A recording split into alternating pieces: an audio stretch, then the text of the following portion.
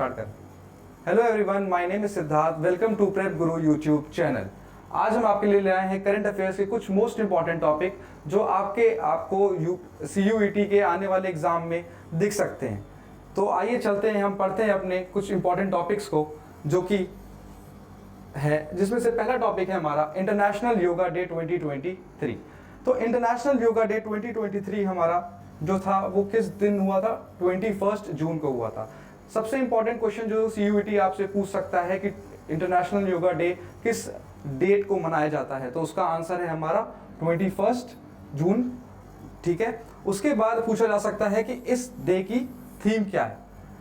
इस बार जो international yoga day 2023 है उसकी थीम क्या है? तो इस बार की जो थीम है उसका है yoga for Vasudhaiva Kutumbakam which represents one earth, one family and one future.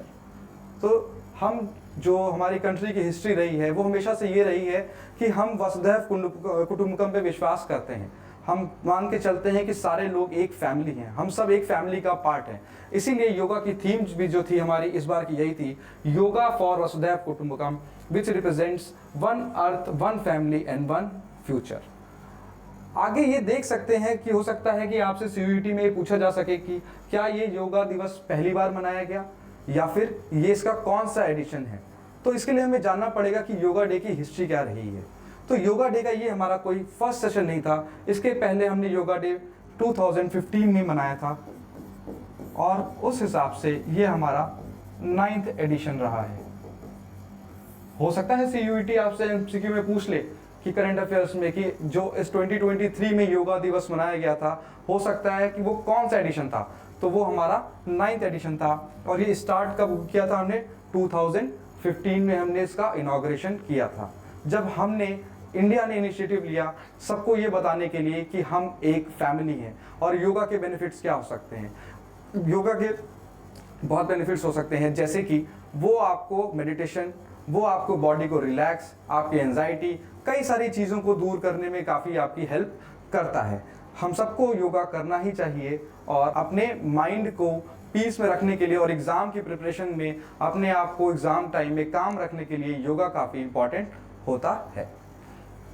अगली जो न्यूज़ है हमारी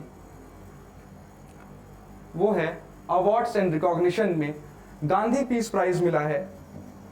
गांधी पीस प्राइज मिला है 2021 का गीता प्रेस गोरखपुर को।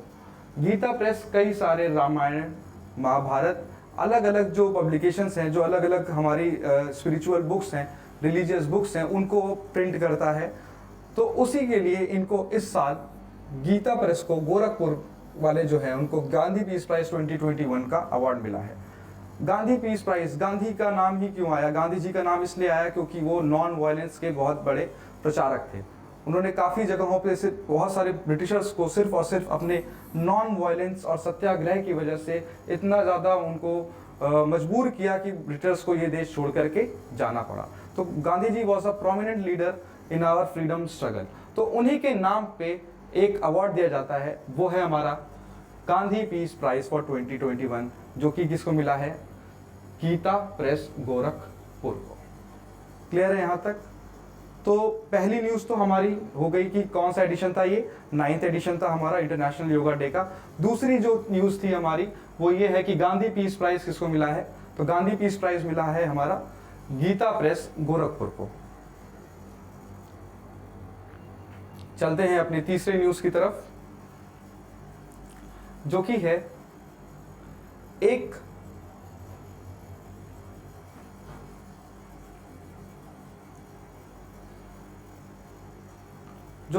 है डिफेंस न्यूज़, जिसमें कुछ कंट्रीज के लोग आपस में पार्टिसिपेट कर रहे हैं और पीस मतलब सौहार्द की भावना मेंटेन करने के लिए अक्रॉस द नेशन वो लोग एक प्लेटफॉर्म पे आए हैं जिसका नाम है एक्स खान क्वेस्ट 2023।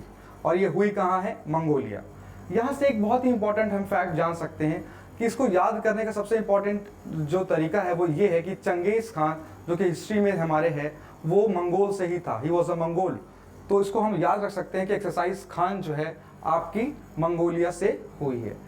एक्सरसाइजेज जो है हमारे बॉर्डर को हम सिक्योरिटी, बॉर्डर की सेफ्टी के लिए, अपनी कंट्री को सिक्योरिटी प्रोवाइड करने के लिए और डिफेंस रिलेशंस अच्छे रखने के लिए हम एक कंट्री से दूसरी कंट्री के साथ इसको बना करके रखते हैं।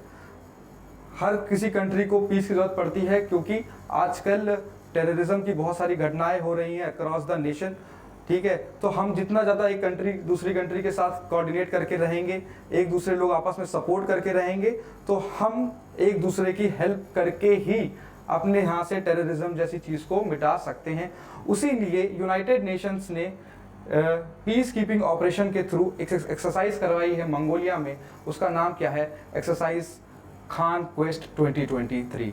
CUET आपसे पूछ सकता है कि एक्सरसाइज खान क्वेस्ट 2023 कहाँ पे हुई है?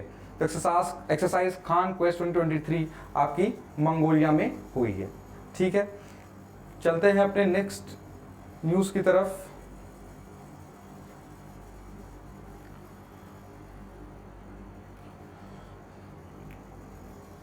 ये बहुत ही इंपॉर्टेंट न्यूज़ है, जिसमें ये आया है कि सूरत सेट्स गिनीज वर्ल्ड रिकॉर्ड।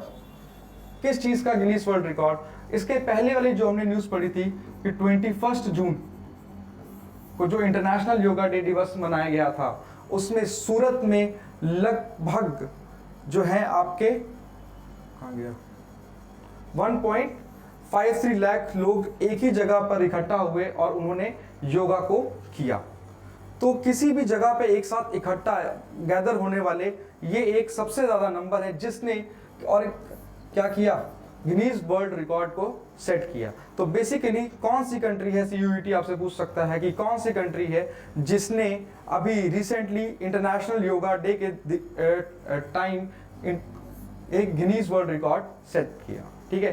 तो जितना भी टॉपिक हम वो पढ़ रहे हैं, टॉपिक पढ़ते पढ़ते हमें मन में क्वेश्चन भी बनाने की जरूरत है। हम क्वेश्चन अगर सोच पा रहे हैं यानी कि हम प्रिपरेशन के सही मोड में जा रहे हैं। आप न्यूज़ पढ़िए, सोचिए कि कौन कौन से क्वेश्चन उससे आ सकते हैं। CUET में कई सारे क्वेश्चन हैं जो बहुत ही स्टैटिक हैं, जो पूछता है। जैसे कि पूछ लेगा कि एक्सरसाइज खान क्वेस्ट 2023 कहाँ हुई थी, तो आपको तुरंत पता होना चाहिए कि मंगोलिया। या फिर हो सकता है पूछ सकता है कि अभी कौन सी यूनाइटेड नेशन ने पीस कीपिंग मिशन के थ्रू एक्सरसाइज करवाई थी, तो वो थी एक्सरसाइज खान क्वेस्ट 2023। इसी हिसाब से वो पूछ सकता है कि किस स्टेट ने अभी गिनीज वर्ल्ड रिकॉर्ड को बनाया है इंटरनेशनल योगा डे के दिवस, तो वो है आपका सूरत। इसके पहले जो रिकॉर्ड था वो था आपका कोटा, राजस्थान। वहाँ पे अराउंड 1 लाख लोग इकट्ठा हुए थे और उन्होंने एक साथ मिलकर के योगा किया था। पर अभी 1.3 लाख लोग एक जगह इकट्ठा हुए हैं, गैदर हुए हैं और उन्होंने वहाँ पर जो है योगा को किया है। क्लियर है यहाँ तक? चलिए आगे बढ़ते हैं। जो अगली न्यूज़ है हमारी, बहुत इंपॉर्टेंट न्यूज़ है कि वर्ल्ड इकोनॉमिक फोरम में के ग्लोबल जेंडर इंडेक्स में इंडिया की क्या रैंकिंग आई है। तो यहाँ से सबसे इंपॉर्टेंट क्वेश्चन ये है कि वर्ल्ड इकोनॉमिक फोरम कौन सी रिपोर्ट पब्लिश करता है, तो उसका पहला आंसर हो गया ग्लोबल जेंडर गैप रिपोर्ट, ठीक है, या ग्लोबल जेंडर गैप इंडेक्स, ठीक। या फिर वो पूछ सकता है कि ग्लोबल जेंडर इंडेक्स कौन पब्लिश करता है, तो उसका आंसर क्या हो गया? World economic forum.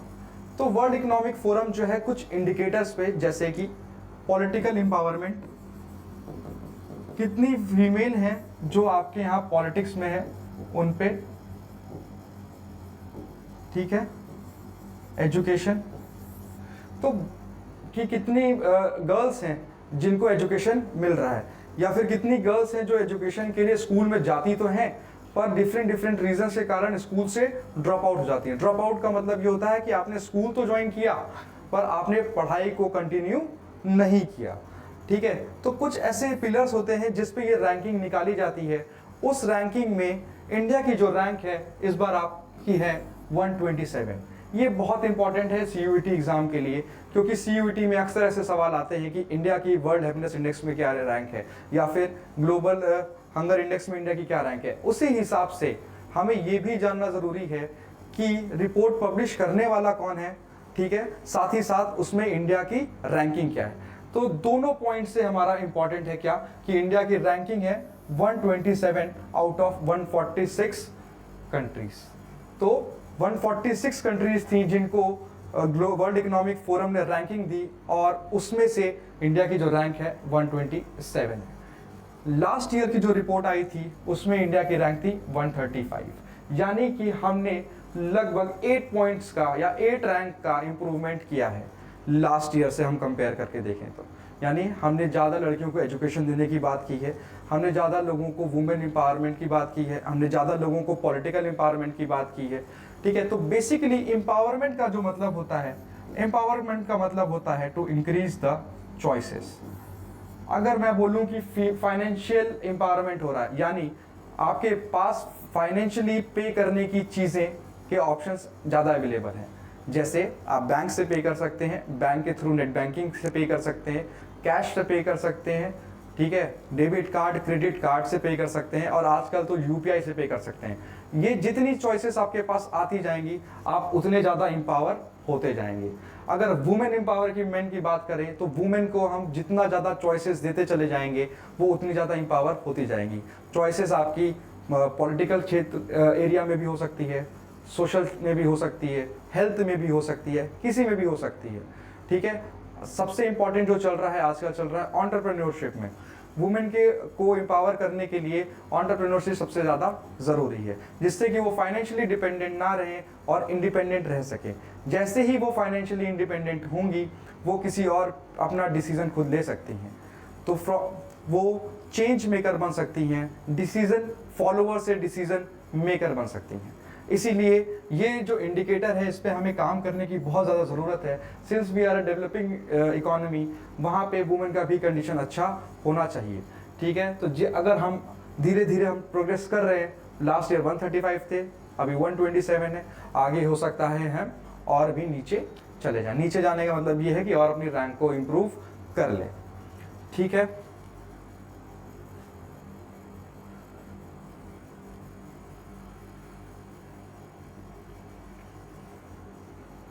तो वुमेन एम्पावरमेंट की तो बात अभी हम कर ही रहे थे। तो वुमेन एम्पावरमेंट की बात करते करते जो अगली हमारी न्यूज़ है वो बहुत ही इंपॉर्टेंट है। शी एट वर्क फोरम की प्रेसिडेंट रूबी सिन्हा को ब्रिक्स सीसीआई वुमेन का एम्पावरमेंट का प्रेसिडेंट चुना गया है। ठीक है, आखिर ब्रिक्स क्या है? सबसे पहले तो जान लेते हैं कि ब्रिक्स क्या है। तो जो ब्रिक्स का फुल फॉर्म है वो है आपका, जो ब्रिक्स का हमारा फुल फॉर्म है वो है आपका बी से ब्राजील, आर से रशिया, आई से इंडिया, सी से चाइना और एस से साउथ अफ्रीका। तो बेसिकली ये 5 जो डेवलपिंग इकोनॉमीज हैं इन्होंने डिसाइड किया कि हम साथ में आते हैं और एक ग्रुपिंग बनाते हैं जिसे क्या बोला गया, ब्रिक्स। पर ये स्टार्टिंग से ही ब्रिक्स नहीं था, जब ये बना तो इट वाज ब्रिक, यानी Brazil, Russia, India and China. South Africa इसका स्टार्टिंग से ही मेंबर नहीं था। हो सकता है सीयूटी आपसे क्वेश्चन पूछ दे कि वो कौन सी कंट्री है जो ब्रिक्स का स्टार्टिंग से पार्ट नहीं है। तो वो कंट्री जो ब्रिक्स का स्टार्टिंग से पार्ट नहीं है वो कौन सी है आपकी, साउथ अफ्रीका। ब्रिक्स का जो नाम है ब्रिक का, ये दिया था एक यूएसए के इकोनॉमिस्ट थे जिम ओ नील ने।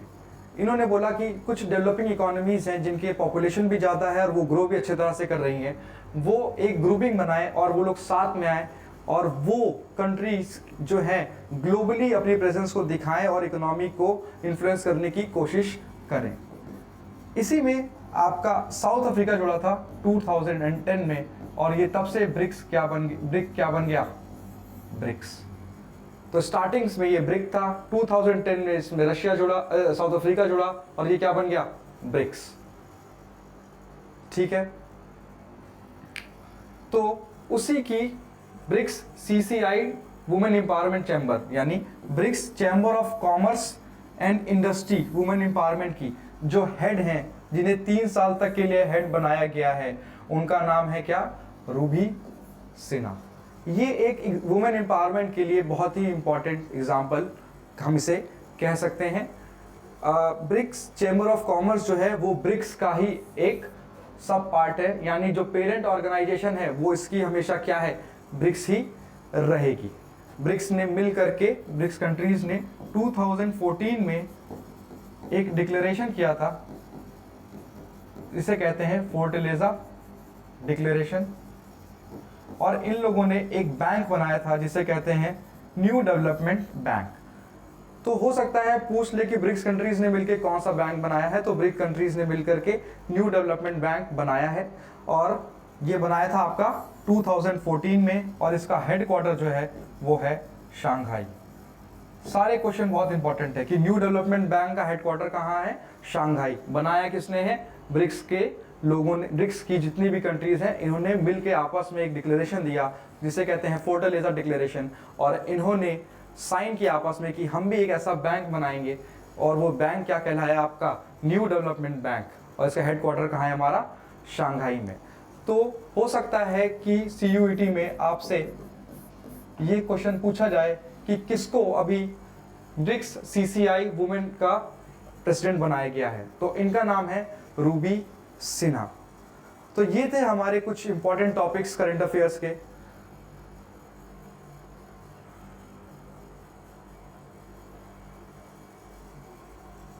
तो ये थे हमारे कुछ टॉपिक इंपॉर्टेंट करंट अफेयर्स के, जो कि आपके CUET में आने वाले एग्जाम में आपको दिख सकते हैं।